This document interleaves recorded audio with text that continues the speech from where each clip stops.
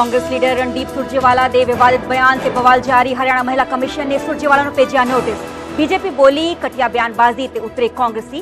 ਤਾਂ सुरजेवाला ने कहा बीजेपी आईटी सेल ने कांट छांट करके वखाई वीडियो। सीएम भगवंत मान ने फतेहगढ़ साहब हलके ਨੂੰ ਲੈ ਕੇ ਕੀਤੀ ਅਹਿਮ ਮੀਟਿੰਗ। ਹਲਕੇ ਦੇ ਵਿਧਾਇਕ ਅਤੇ ਲੋਕ ਸਭਾ ਉਮੀਦਵਾਰ ਗੁਰਪ੍ਰੀਤ ਜੀਪੀ ਰਹੇ ਸ਼ਾਮਲ। ਚੋਣਾਂ ਦੀ ਰਣਨੀਤੀ ਨੂੰ ਲੈ ਕੇ ਹੋਈ ਚਰਚਾ। तिहाड़ तो अरविंद केजरीवाल का विधायकों लिए संदेश। केजरीवाल की पत्नी ने पढ़िया सुनेहा, कहा अपने अपने इलाकों का दौरा कर लोगों दी परेशानियां करो दूर। जमानत रिहा होने तो बाद दिल्ली के हनुमान मंदिर पहुंचे संजय सिंह। बाद राजघाट पहुंच के महात्मा गांधी को किया नमन। बोले बीजेपी की तानाशाही खिलाफ लड़ाई लई आप तैयार। टिकट मिलने तो बाद पहली बार फरीदकोट पहुंचे हंसराज हंस। बाबा फरीद के जन्म स्थान टिल्ला बाबा फरीद ते टेकिया मत्था। पटियाला तो बीजेपी उम्मीदवार परनीत कौर पहुंचे अयोध्या। श्री राम मंदिर दे कीते दर्शन। बोले असी खुशकिस्मत जो दर्शन करन दा मिलिया मौका। कांग्रेस छाड़ बीजेपी च शामिल हुए गौरव वल्लभ। बोले मैं नहीं लगा सकता सनातन विरोधी नारे। सवेरे शाम देश के वेल्थ क्रिएटर नूं नहीं कट सकता गाला। सोनिया गांधी ने राज्यसभा सांसद वजों लिया हलफ। राजस्थान तो चुन के पहुंचे ने राज्यसभा। 13 होर राज्यसभा सांसदा ने भी चुकी सौं। साइलोस वाला फैसला वापस होने ते किसान जथेबंदियां ने 8 अप्रैल का विरोध प्रदर्शन किया रद्द। बोले साडे विरोध करके सरकार ने पलटिया फैसला, नहीं खुलन देवांगे प्राइवेट मंडियां। तेराबसी दे पिंड ईसापुर राणे च पुलिस ने फड़ी अफीम दी खेती। घर दे पिछले पासे उगाए हुए बूटे। खेत मालक नूं पुलिस ने किया गिरफ्तार। समराला डांसर मामले च पुलिस ने मुलजम पुलिस वाले नूं किया गिरफ्तार। डांसर सिमर दी शिकायत ते हुई कार्रवाई। जगरूप सिंह नां दा पुलिस मुलाजम गिरफ्तार। अमृतसर च परिवार के 3 जियां दा कतल वारदात नूं अंजाम देने तो बाद खुद ही थाने पहुंचा मुलजम। मां भाभी ते 2.5 साल के भतीजे नूं तेजधार हथियार नाल उतारिया मौत दे घाट।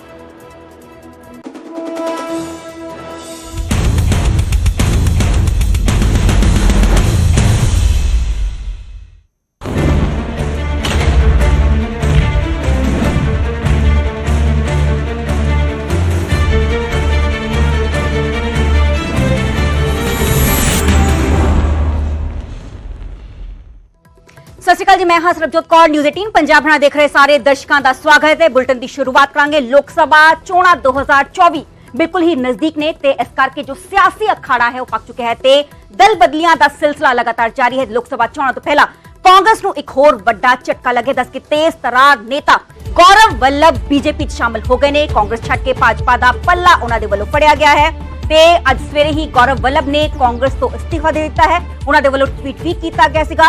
गौरव वल्लभ ने कहा है कि आज कांग्रेस पार्टी दिशाहीन है, डायरेक्शनलैस है। मैं पार्टी च खुद नूं सहज महसूस नहीं करता। मैं सनातन विरोधी नारे नहीं लगा सकता। सवेरे शाम देश के वेल्थ क्रिएटर नूं गाला नहीं कट सकता।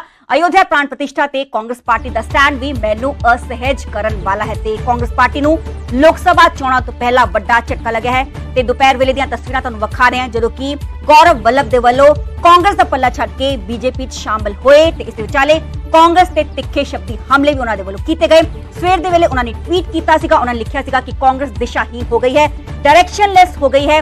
आज कांग्रेस पार्टी दसदे कि मैं खुद पार्टी नूं सहज महसूस नहीं करता। मैं सनातन विरोधी नारे नहीं लगा सकता। सवेरे शाम देश के वेल्थ क्रिएटर नूं गाला नहीं कट सकता। तस्वीरां तुसीं वेख पा रहे हो अज दोपहर दीयां तस्वीरां ने जदों कि गौरव वल्लभ दे वल्लों बीजेपी दा पल्ला फड़िया गया, बीजेपी च शामिल।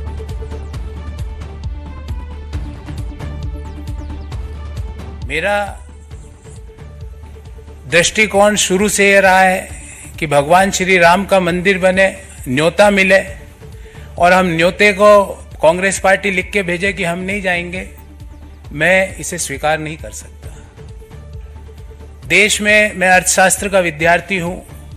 बड़े समय तक अर्थशास्त्र और वित्त देश के प्रतिष्ठित संस्थाओं में पढ़ाया भी है मैंने। सुबह से शाम वेल्थ क्रिएटर्स को गाली, उन नीतियों को गाली, निजीकरण, उदारीकरण, वैश्वीकरण जो पूरी दुनिया मानती है कि जो डॉक्टर मनमोहन सिंह जी और पीवी नरसिम्हा राव जी की सरकार ने किया, उन नीतियों को गाली। कोई बिजनेस करे उसको गाली, कोई विनिवेश में पार्टिसिपेट करे उसको गाली, एयर इंडिया कोई कंपनी खरीदे तो वो गलत। तो मुझे लगता है कि कहीं ना कहीं जो नीतियां हैं और जो इश्यूज हैं उसको कांग्रेस पार्टी टैकल करने में कहीं ना कहीं बड़े गैप उसके अंदर आ रहे हैं। और मैंने अपनी चिट्ठी में भी यही लिखा और मैंने प्रमुख कारण यह बताया कि मेरे में इतनी ताकत नहीं है कि मैं सुबह से शाम बैठकर वेल्थ क्रिएटर्स को गाली देता फिरूं। मैं नहीं दे सकता। ਅੱਗੇ ਵਧਾਂਗੇ ਗੱਲ ਕਰਾਂਗੇ ਮਹਾਰਾਸ਼ਟਰ ਦੀ। ਮਹਾਰਾਸ਼ਟਰ 'ਚ ਵੀ ਕਾਂਗਰਸ ਨੂੰ ਇੱਕ ਵੱਡਾ ਝਟਕਾ ਲੱਗਿਆ ਹੈ। ਦੱਸਦੇ ਕਿ ਬਾਗੀ ਤੇਵਰਾਂ ਤੋਂ ਬਾਅਦ ਹੁਣ ਸੰਜੇ ਨਿਰੁਪਮ ਦੇ ਵੱਲੋਂ ਪਾਰਟੀ ਛੱਡ ਦਿੱਤੀ ਗਈ ਹੈ। ਜਲਦੀ ਸ਼ਿਵ ਸੈਨਾ ਸ਼ਿੰਦੇ 'ਚ ਸ਼ਾਮਲ ਹੋ ਸਕਦੇ ਨੇ ਸੰਜੇ ਨਿਰੁਪਮ।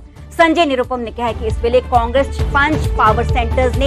निरुपम ने कहा कि मैं चोण लड़ांगा अते जरूर जितांगा भी। मैं कल रात ही अस्तीफा दे दिता सीगा, पार्टी ने कड्डिया नहीं, मैं पार्टी छड्डी है। उन्होंने वालों क्लैरिफाई किया गया है कि मैं पहला पार्टी छड्डी है, मैं पार्टी तो कड्डिया नहीं गया। दस कि निरुपम ने कहा कि कांग्रेस ने A4 साइज का कागज बर्बाद कर दिता है। महाराष्ट्र भी कांग्रेस को एक बड़ा झटका लग्या है। 2024 लोकसभा चोणां बेहद ही नजदीक ने। सियासी दल बदलियां दा दौर लगातार जारी है ते एक तो बाद एक कांग्रेस ਨੂੰ ਵੱਡੇ ਝਟਕੇ ਲੱਗਦੇ ਹੋਏ ਵਿਖਾਈ ਦੇ ਰਹੇ ਨੇ। ਇਸ ਤੋਂ ਪਹਿਲਾਂ ਗੌਰਵ ਵੱਲਭ ਦੇ ਵੱਲੋਂ ਬੀਜੇਪੀ 'ਚ ਸ਼ਾਮਲ ਹੋਇਆ ਗਿਆ ਤੇ ਕਾਂਗਰਸ ਨੂੰ ਮਹਾਰਾਸ਼ਟਰ 'ਚ ਇੱਕ ਹੋਰ ਵੱਡਾ ਝਟਕਾ ਲੱਗਿਆ ਜਦੋਂ ਕਿ ਸੰਜੇ ਨਿਰੁਪਮ ਦੇ ਵੱਲੋਂ ਅਸਤੀਫਾ ਦੇ ਦਿੱਤਾ ਗਿਆ, ਪਾਰਟੀ ਛੱਡ ਦਿੱਤੀ ਗਈ ਤੇ ਹੁਣ ਕਿਆਸਰਾਈਆਂ ਲਗਾਈਆਂ ਜਾਣੇ ਕਿ ਸ਼ਿੰਦੇ ਗੁੱਟ 'ਚ ਸ਼ਾਮਲ ਹੋ ਸਕਦੇ ਨੇ ਸੰਜੇ ਨਿਰੁਪਮ।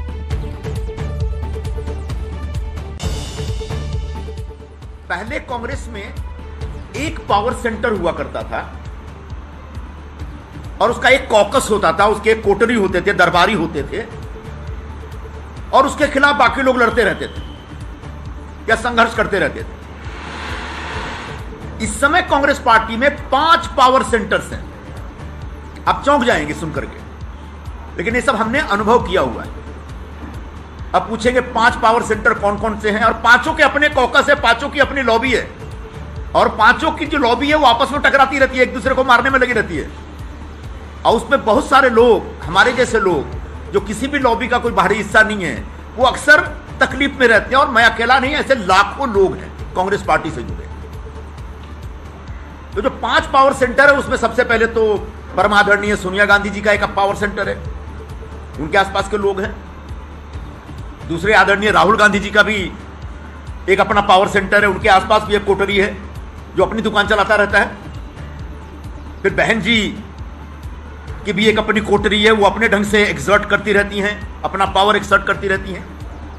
अध्यक्ष महोदय हैं, उनकी भी एक अपनी, उनका भी एक पावर सेंटर बन गया है। उनके आसपास जो लोग हैं वहां तो ऐसे ऐसे लोग हैं जिनके पास कोई राजनीतिक अनुभव नहीं, कोई राजनीतिक आधार नहीं, अचानक उनके साथ जुड़ के वो हाईकमान बन गए और इस तरह की बातें करते, इस तरह की भाषा का इस्तेमाल करते जो मैं आपके सामने यहां प्रस्तुत नहीं कर सकता। और आखिरी एक जो पावर सेंटर है जनरल सेक्रेटरी ऑर्गेनाइजेशन का, वेणुगोपाल जी का, वो भी एक पावर सेंटर बना हुआ है भाई।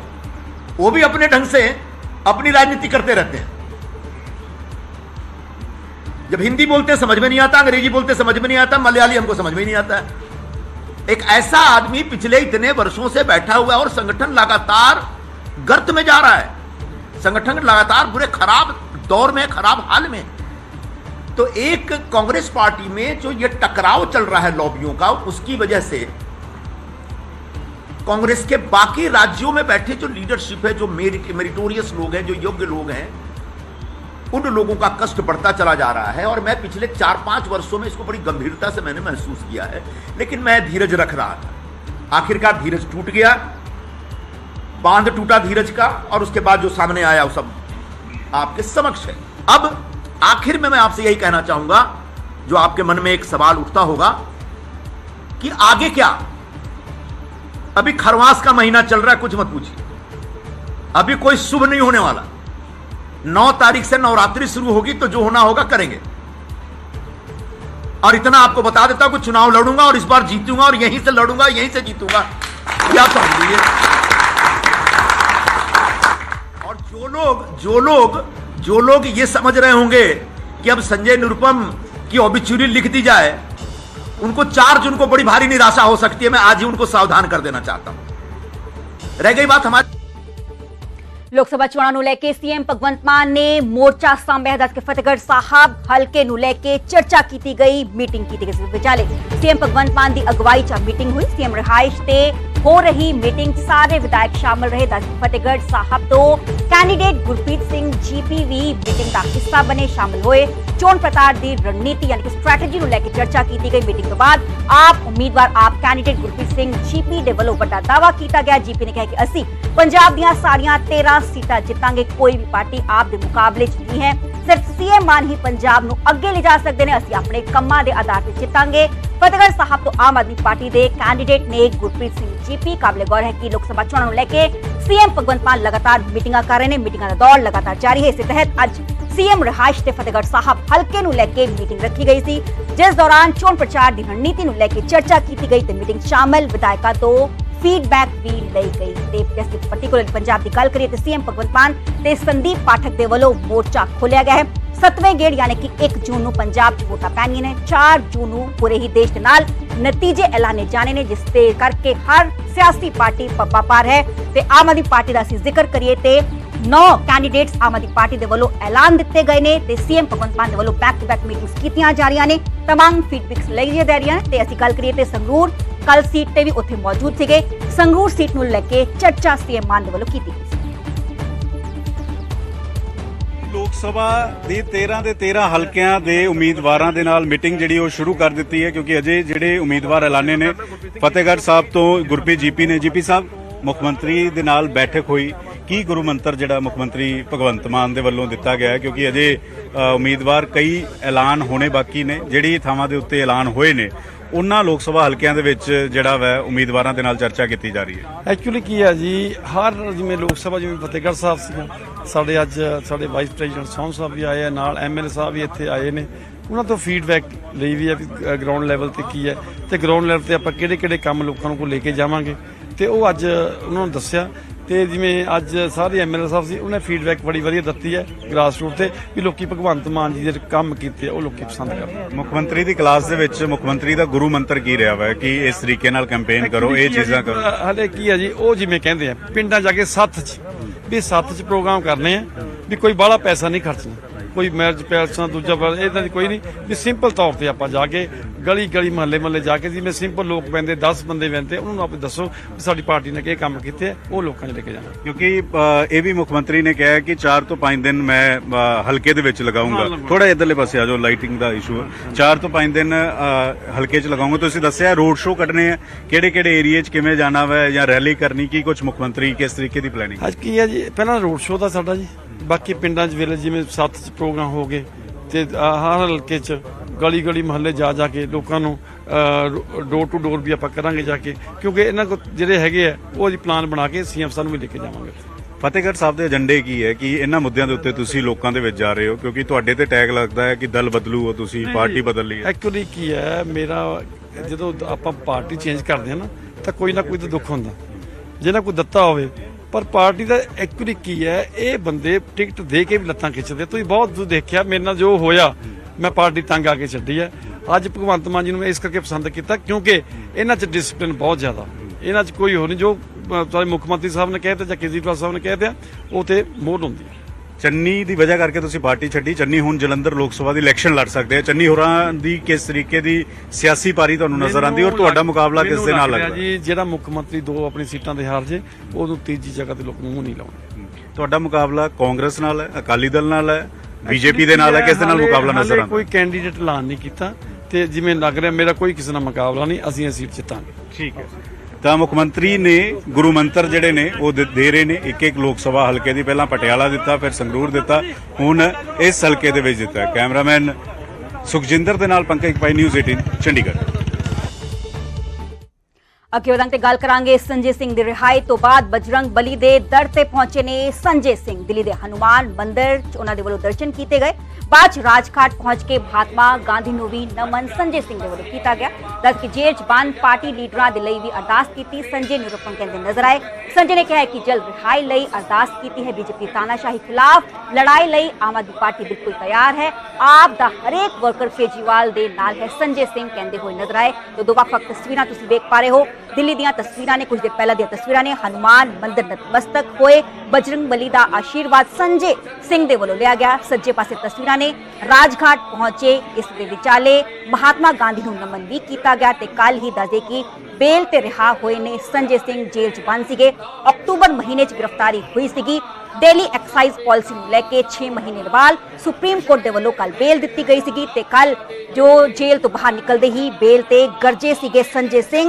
ਉਹਨਾਂ ਦੇ ਵੱਲੋਂ ਰਾਤ ਨੂੰ 10 ਵਜੇ तमाम ਪਾਰਟੀ ਆਗੂਆਂ ਨੂੰ ਵਰਕਰਸ ਨੂੰ ਸੰਬੋਧਨ ਵੀ ਕੀਤਾ ਗਿਆ ਸੀਗਾ ਤੇ ਉਹਨਾਂ ਨੇ ਕਿਹਾ ਸੀਗਾ ਕਿ ਜੇਲ੍ਹ ਦੇ ਤਾਲੇ ਟੁੱਟेंगे, ਸਾਡੇ ਸਾਥੀ ਛੁੱਟेंगे। ਤੇ ਅੱਜ ਸੰਜੇ ਸਿੰਘ ਨਤਮਸਤਕ ਹੋਏ ਨੇ, ਹਨੂਮਾਨ ਮੰਦਿਰ ਨਤਮਸਤਕ ਹੋਏ ਨੇ, ਬਜਰੰਗ ਬਲੀ ਦਾ ਆਸ਼ੀਰਵਾਦ ਉਹਨਾਂ ਦੇ ਵੱਲੋਂ ਲਿਆ ਗਿਆ। ਸੱਜੇ ਪਾਸੇ ਤਸਵੀਰਾਂ ਨੇ ਰਾਜਘਾਟ ਵਿੱਚ ਪਹੁੰਚੇ ਤੇ ਮਹਾਤਮਾ ਗਾਂधी ਨੂੰ ਨਮਨ ਕੀਤਾ।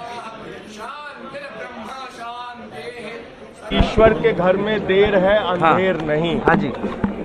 और प्रभु की कृपा से, महाबली भगवान बजरंग बली की कृपा से मुझे राहत मिली, जेल से रिहा हुआ। आज पत्नी के साथ भगवान बजरंग बली का दर्शन करने के लिए आया था। हम लोगों पर बजरंग बली जी की विशेष कृपा है। हाँ जी। और हमने प्रार्थना किया अपने कार्यकर्ताओं के साथ, हमारे मंत्री सौरभ भारद्वाज जी सबके साथ, कि जल्द ही और नहीं दिख रहा कुछ। हमारे पार्टी के मुखिया अरविंद केजरीवाल जी, मनीष सिसोदिया जी, सत्येंद्र जैन जी, ये लोग भी जेल से बाहर आए, ऐसी प्रभु की कृपा हो और पार्टी का एक एक कार्यकर्ता हौसले और जज्बे के साथ अपने मुखिया से जो उसकी उम्मीदें हैं कि जल्द वो बाहर आकर इस अभियान में सम्मिलित हों, इस लड़ाई में सम्मिलित हों। प्रभु हम लोगों को शक्ति दें, अपना आशीर्वाद दें, ऐसी प्रार्थना में। अब इकलौते सीनियर लीडर आप बचे हैं जिनको लोकसभा चुनाव के लिए, प्रचार के लिए करना, कैसे उसको जो पार्टी का निर्देश होगा सब करेंगे। ਅੱਗੇ ਤੱਕ ਤੇ ਗੱਲ ਕਰਾਂਗੇ ਪੀਐਮ ਨਰਿੰਦਰ ਮੋਦੀ ਦੀ, ਜਿਨ੍ਹਾਂ ਦੇ ਵੱਲੋਂ ਜੋਰਾ ਸ਼ੋਰਾ ਨਾਲ ਚੋਣ ਪ੍ਰਚਾਰ ਕੀਤਾ ਜਾ ਰਿਹਾ ਤੇ ਬਿਹਾਰ ਦੇ ਜੰਮੂ ਵਿੱਚ ਰੈਲੀ ਦੇ ਦੌਰਾਨ, ਸੰਬੋਧਨ ਦੇ ਦੌਰਾਨ ਪੀਐਮ ਨਰਿੰਦਰ ਮੋਦੀ ਵਿਰੋਧੀਆਂ ਤੇ ਜੰਮ ਕੇ ਵਰੇ। ਪੀਐਮ ਨੇ ਕਿਹਾ ਕਿ ਅੱਜ ਸਾਰੇ ਭ੍ਰਿਸ਼ਟਾਚਾਰੀ ਇਕੱਠੇ ਹੋ ਗਏ ਨੇ, ਅਸੀਂ ਕਹਿੰਦੇ ਹਾਂ ਭ੍ਰਿਸ਼ਟਾਚਾਰ ਹਟਾਓ, ਵਿਰੋਧੀ ਕਹਿੰਦੇ ਨੇ ਭ੍ਰਿਸ਼ਟਾਚਾਰੀ ਬਚਾਓ, ਜਿਸਨੇ ਲੁੱਟਿਆ ਉਸ ਨੂੰ ਵਾਪਸ ਕਰਨਾ ਹੀ ਪਵੇਗਾ। ਭ੍ਰਿਸ਼ਟਾਚਾਰ ਖਿਲਾਫ ਵੱਡੀ ਲੜਾਈ ਜਾਰੀ ਹੈ ਤੇ ਪੀਐਮ ਨੇ ਕਿਹਾ ਕਿ ਕਾਂਗਰਸ ਆਰਜੇਡੀ ਨੇ ਦੇਸ਼ ਦਾ ਨਾਮ ਖਰਾਬ ਕੀਤਾ ਹੈ।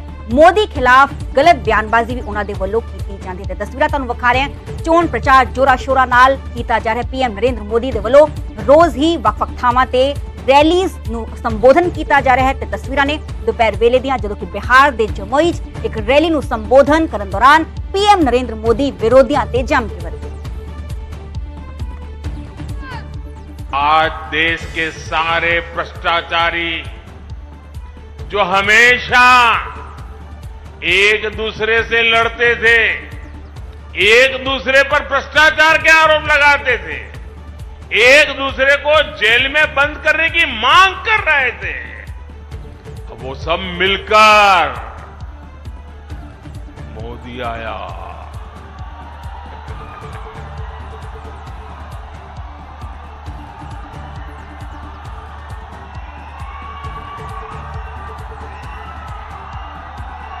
भ्रष्टाचारी कान खोल करके सुन ले, ये मोदी नहीं आया, 140 करोड़ देशवासियों का भ्रष्टाचारियों के प्रति गुस्सा निकल करके आया है।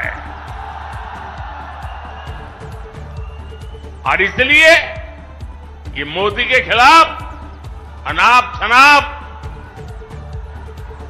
पता नहीं क्या क्या बोलते हैं। साथियों, मैं कहता हूं भ्रष्टाचार हटाओ, मोदी कहता है भ्रष्टाचार हटाओ, वो कहते हैं भ्रष्टाचारी बचाओ। आप मुझे बताइए, भ्रष्टाचार हटना चाहिए कि नहीं हटना चाहिए? इस देश से भ्रष्टाचार जाना चाहिए कि नहीं जाना चाहिए? हर स्तर पर से भ्रष्टाचार जाना चाहिए कि नहीं जाना चाहिए? जिन्होंने लूटा है उन्होंने लौटाना पड़ेगा कि नहीं पड़ेगा?